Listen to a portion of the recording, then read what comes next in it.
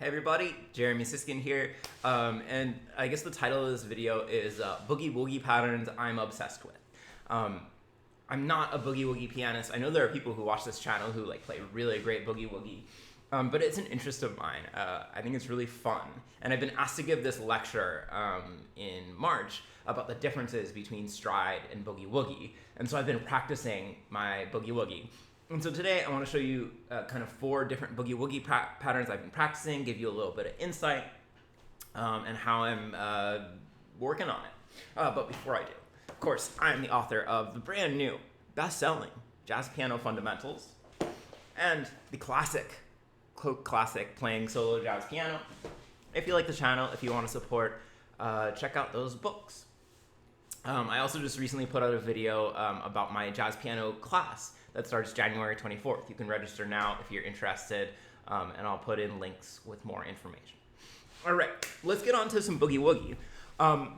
First thing to say, I guess, the classic definition for Boogie Woogie, if you had a gun to my head and I had to define what Boogie Woogie is it's a left-hand pattern with 8 to the bar. So usually that means 8th notes. Classic Boogie Woogie patterns, maybe the first ones that you would learn would be something like...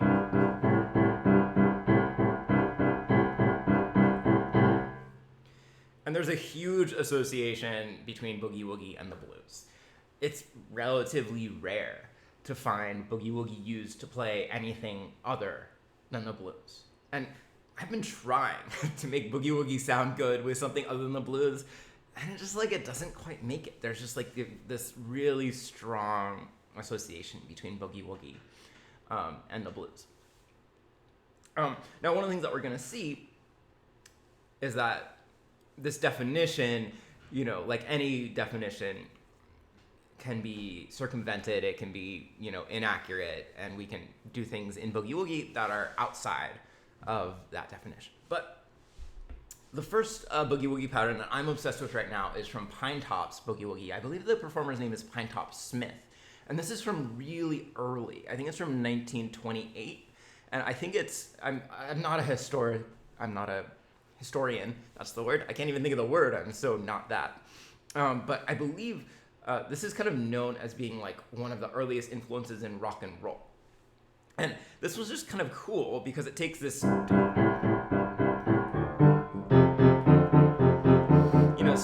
somewhat boring alternation between, a 5th and a 6th, and it puts in this little hitch.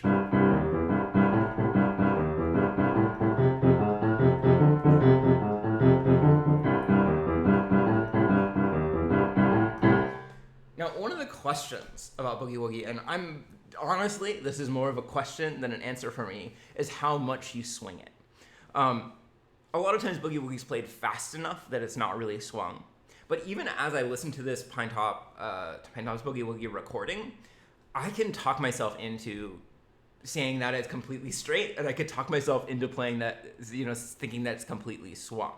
And I think the truth is that it's somewhere in between. And there's moments where it seems to swing more. So here, I'm going to try to play it exactly straight.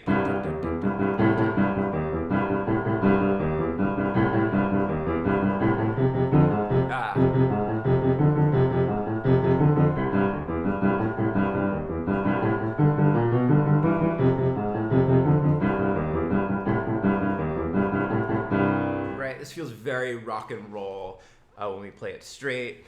And it goes really nicely at a fast tempo, but it can also have a little lilt to it.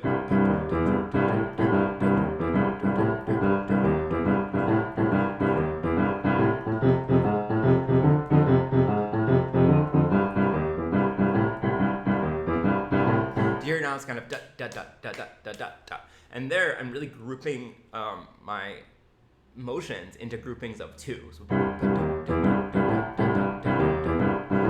and when I listen to Pinetop Smith, I feel like he is grouping them in those groups of 2, but sometimes the 8th notes come out a little bit straighter. So that's something to definitely pay attention to as you're playing Boogie Woogie, which also goes with the question of your right hand, and especially the rhythmic subdivisions of your right hand. So let's just talk about practicing a little bit, because some of you might be looking at this and thinking, oh man, this hand coordination is hard. So let me play a little bit. Man, I haven't played yet today. This is a tough thing to get warm up.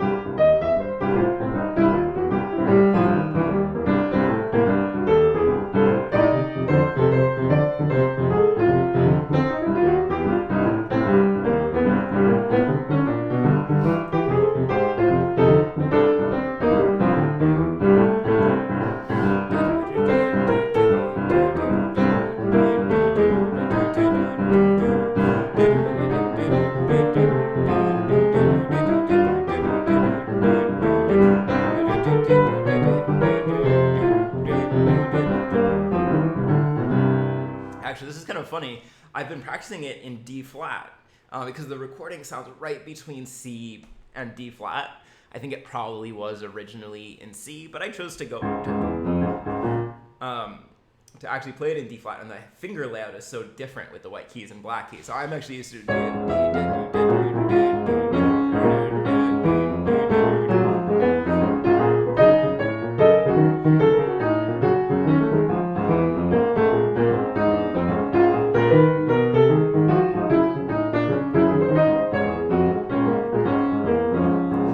actually a little bit easy for me. That's what I've been practicing. So, okay. I guess first let's talk rhythmic subdivisions. So for me, triplets actually lay better, which makes you think that it feels...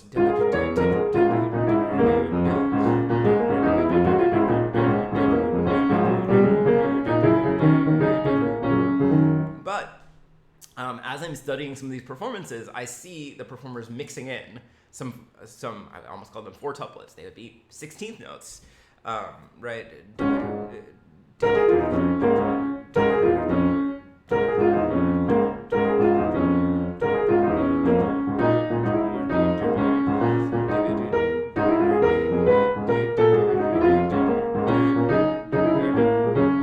And that almost, is providing the rhythmic counterpoint to the bass. So it's really interesting to think about mixing. Of course, eighth notes. And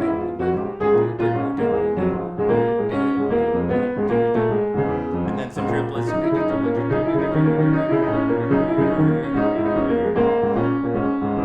then...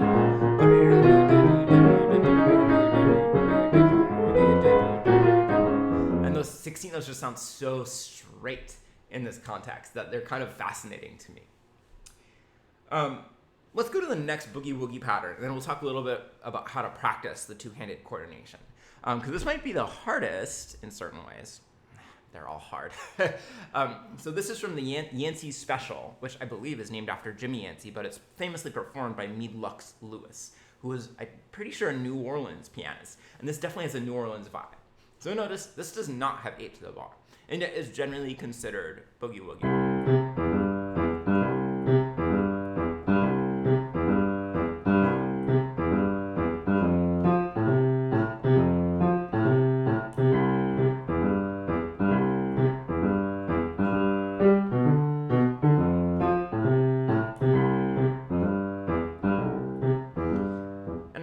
In rests, but here I believe you want to play beats 2 and 4 kind of short, and I'm kind of doing a lift off.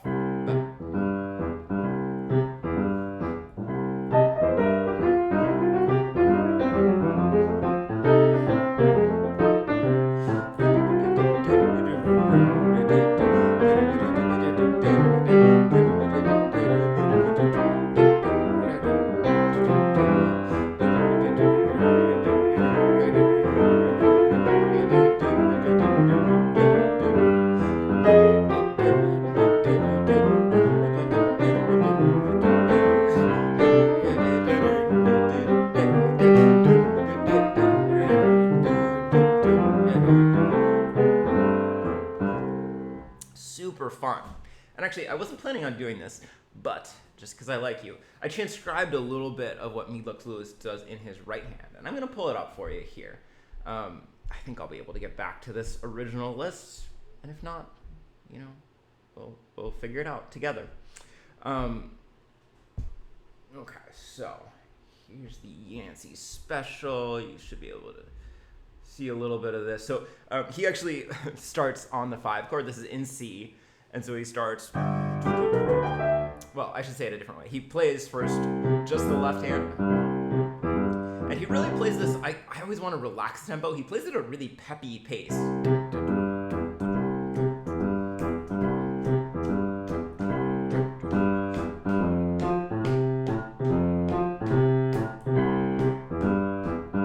So here we go with the right hand.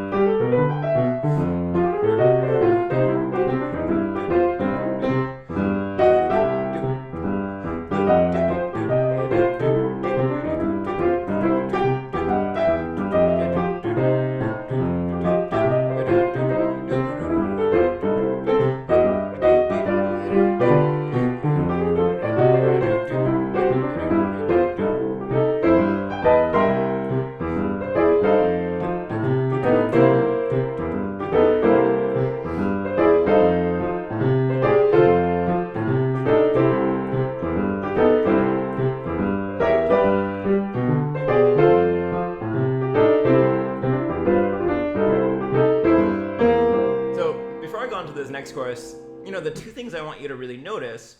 The first, we have all of these 16 notes, right? What I just played. The second thing, actually I want you to notice three things, I lied, is all the double notes, right? If you're looking at Oscar Peterson's style and you're thinking, where does he get, all these bluesy double notes? It's from this boogie woogie tradition. It's got all these double notes in there. And then in this chorus that I just played, starting right where I'm writing a star right now, it's so repetitive, right? It's just a one-bar repetition. And it's a really clever repetition because he's using like the leading tone. It's very not bluesy. In fact, it has this 5-to-1 feeling that he's creating every measure. And in this next chorus, the last one that I transcribed here, he does the same thing. It's this one measure repetition, and it's not the bluesiest thing. It's kind of bluesy, but he goes...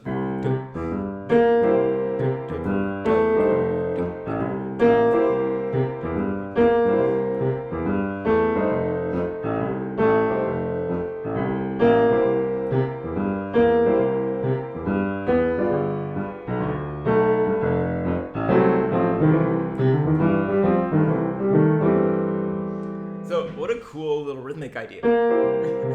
And he just sticks with it, accenting this note on beat 4, holding it with his thumb, and then playing a chord above. So it's pretty neat to look at what these guys played. And I'm trying to challenge myself as I practice Boogie Woogie. I'm trying to challenge myself to use all those double notes, but also to try to come up with things that I could repeat every measure. That is not really in the scope of how I play, but could I play?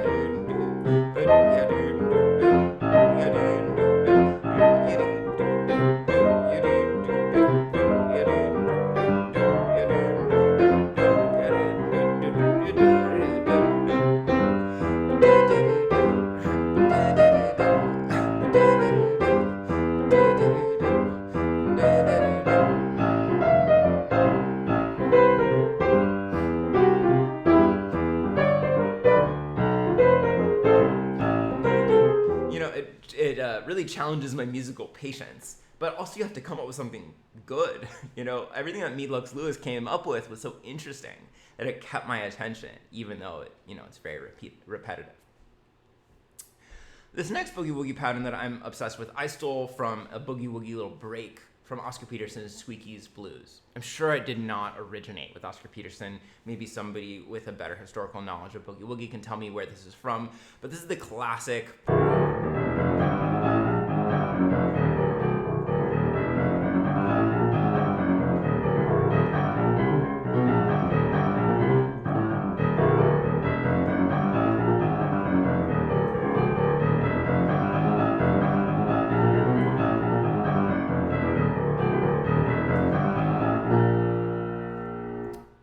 This one, I can't do it for more than about 2 choruses in a row because my hand just gets tired doing this. And in fact, I'm going to have my technique expert Yancey come on, and I'm going to ask her specifically about this Boogie Woogie pattern. So obviously what's going on here is it's almost like walking a bass line, right? You're just doing it into different octaves, lower and then higher.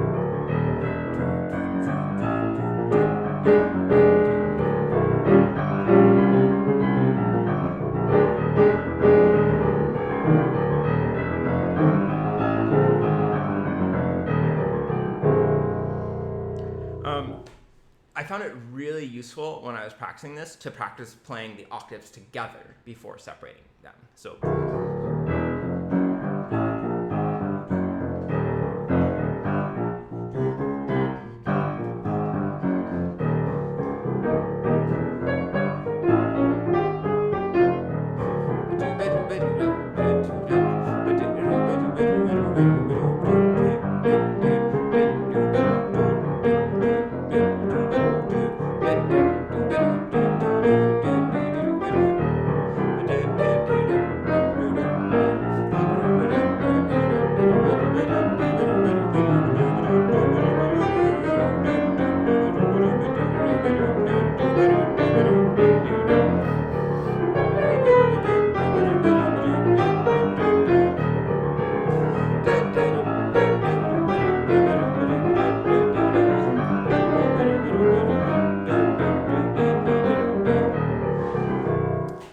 Takes up a lot of brain power. I think I've said this before on the channel, but I think of, as we're playing piano, our brains are like a pie chart, and our left hand's going to take up part of the pie chart, and whatever it's not taking up, we have left for the right hand.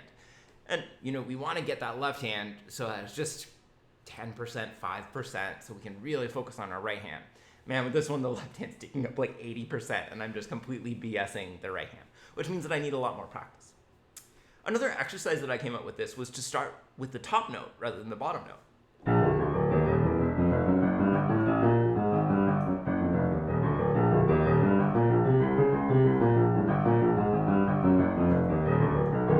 One of the reasons to do that is because we naturally line up our whole playing mechanism behind the first note of a group.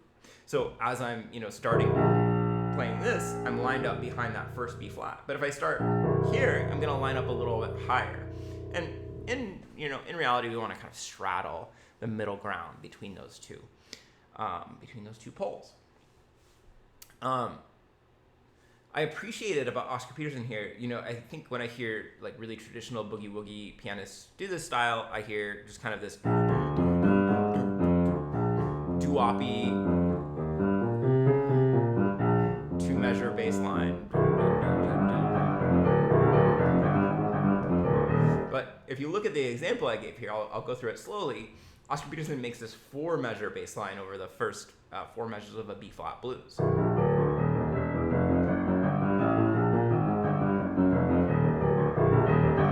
And then other places, when he has less time, he goes back and he does kind of the traditional doo-woppy boogie woogie bass. But I thought that was really tasteful.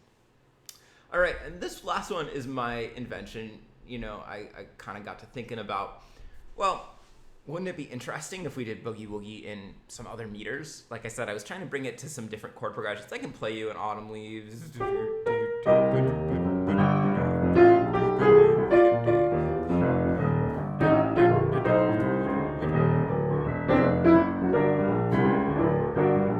Do I love it? I don't know if I love it.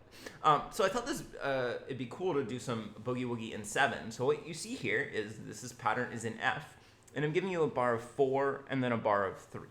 And the bar of 4 is a really traditional, well-known boogie woogie pattern. Again, maybe somebody can tell me the origin of this. I don't know. But I always think of this one as, this octave up and then this octave down. You're almost like swinging up the octave and then swinging back on the pendulum, right? Octave up from F to F. Then we have this little walk up chromatically, and then this swing back from C to C. And then so what I did is I just took the first 3 beats of that for bar 2.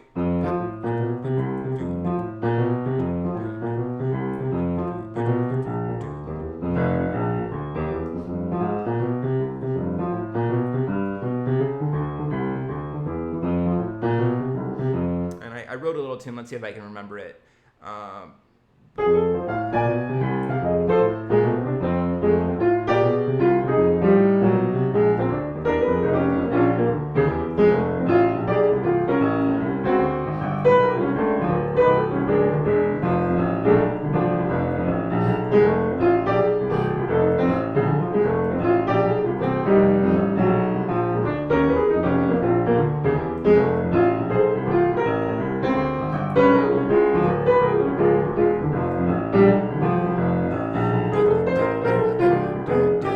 Now I'm just improvising.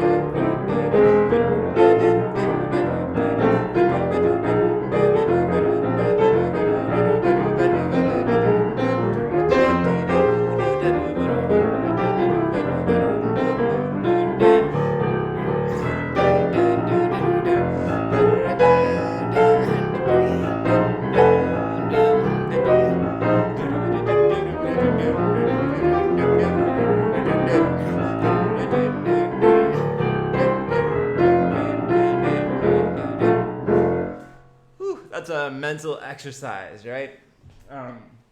So that is my invented, but derivative 7/4 Boogie Woogie pattern.